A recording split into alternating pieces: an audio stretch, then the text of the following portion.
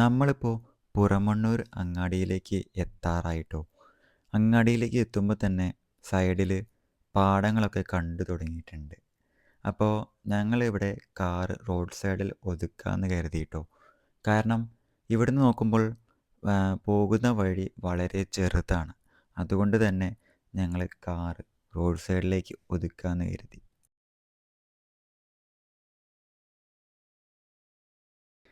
അങ്ങനെ റോഡ് സൈഡിൽ കാർ ഒതുക്കിയിട്ട് സ്ഥലത്തേക്ക് പോവാൻ നടക്കുകയാണ് ട്ടോ. നിങ്ങൾക്ക് കാണാൻ പറ്റും പാടം ഇങ്ങനെ പരന്ന് കിടക്കുകയാണ്.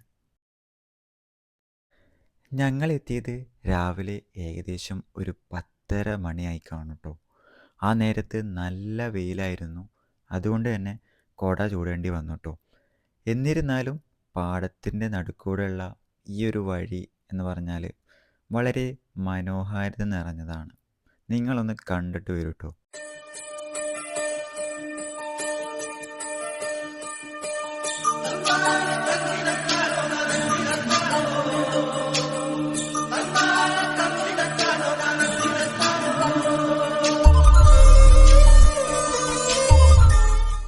ദേ ഇവിടെ വരെ മാത്രമേ വണ്ടി കൊണ്ടുവരാൻ പറ്റുള്ളൂ ട്ടോ. അത് കഴിഞ്ഞ് കഴിഞ്ഞാൽ നമുക്ക് നടക്കുക തന്നെ വേണം. ദേ ഈ കാണുന്ന 2 കാൽവരികളുണ്ട് നമുക്ക് അങ്ങോട്ട് എത്താനായിട്ട്. അപ്പോൾ അതുവഴി വേണം നമുക്ക് സംഭവ സ്ഥലത്തേക്ക് എത്താനായി. അപ്പോൾ പകുതി കഴിഞ്ഞാൽ ഇതേപോലെ തന്നെ വീണ്ടും ഒരു പാലം കാണാൻ പറ്റും. അവിടെയാണ് നമ്മുടെ സംഭവം ഇരിക്കുന്നത്. പാടിയിലെ കൂട്ടുകാർ, ഒരു കൂട്ടം കൂട്ടുകാർ ഉണ്ടാക്കിയെടുത്ത ഈ ഒരു സംഭവം നിങ്ങളൊന്ന് കണ്ടു നോക്കൂ ട്ടോ.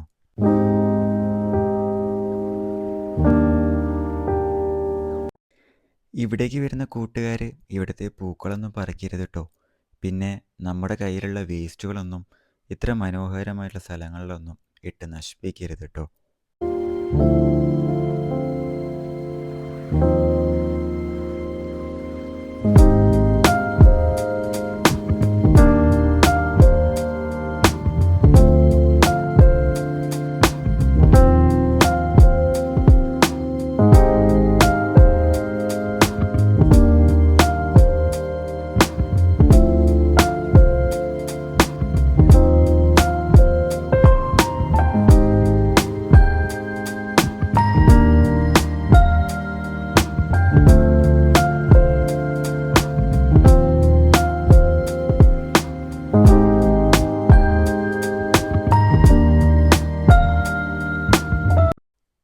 അങ്ങനെ മനോഹരമായിട്ടുള്ള ഈ സ്ഥലത്ത് ഒന്നും കൂടി മനോഹരമാക്കി മാറ്റിയ പുറമണ്ണൂരിലെ ഒരു കൂട്ടം ചെറുപ്പക്കാരോട് നന്ദി സ്മരിച്ചുകൊണ്ട് തന്നെ ഞങ്ങളിവിടുത്തെ മനോഹരമായിട്ടുള്ള ഇത്തരം നിമിഷത്തെ കൊണ്ട് ഞങ്ങളിത് യാത്രയാവുകയാണ് ട്ടോ.